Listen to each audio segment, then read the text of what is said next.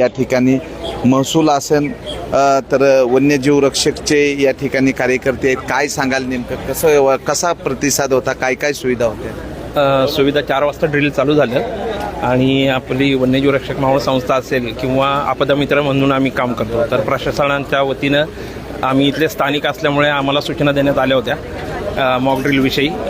त्याप्रमाणे आम्ही दिलेल्या टायमामध्ये इथं NDRFच्या बरोबरीने त्यांना सपोर्ट करून आम्ही बचाव कार्यामध्ये पूर्णपणे मदत केली आणि आपदा मित्रांना सगळ्यांना आपल्याला प्रथमोपचार वगैरेचं प्रशिक्षण दिलेले आहे आणि आपत्तीमध्ये काय करायचं आहे याचं संपूर्ण प्रशिक्षण घेतलेली अख्खी टीम आपल्याबरोबर उभे आहेत. तर त्यांनी प्रशासनाच्या बरोबरीने आणि NDRFच्या बरोबरीने खांद्याला खांद्या लावून आपलं काम पूर्ण केलेलं आहे.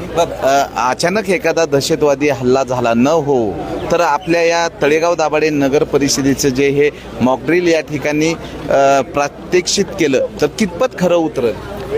नक्कीच म्हणजे इथे जे प्रशासन असेल किंवा प्रशासकीय व्यवस्था, क्विक रिस्पॉन्स आणि आपत्ती, कुठलीही आपत्ती असेल, नैसर्गिक आपत्ती असेल किंवा ही दहशतवादी आपत्ती, याच्यासाठी तुम्हाला सगळ्यात प्रथम म्हणजे नियोजनबद्ध कार्यक्रम करणे गरजेचं आहे. आज ह्या मॉक ड्रिलच्या माध्यमातून जे नियोजन इथं करण्यात आलं यावरून संबंधित नागरिक असतील किंवा बाकीचे जे कर्मचारी आहेत यांना आपत्तीच्या वेळी नक्की काय करायचं याची पूर्ण कल्पना आलेली आहे.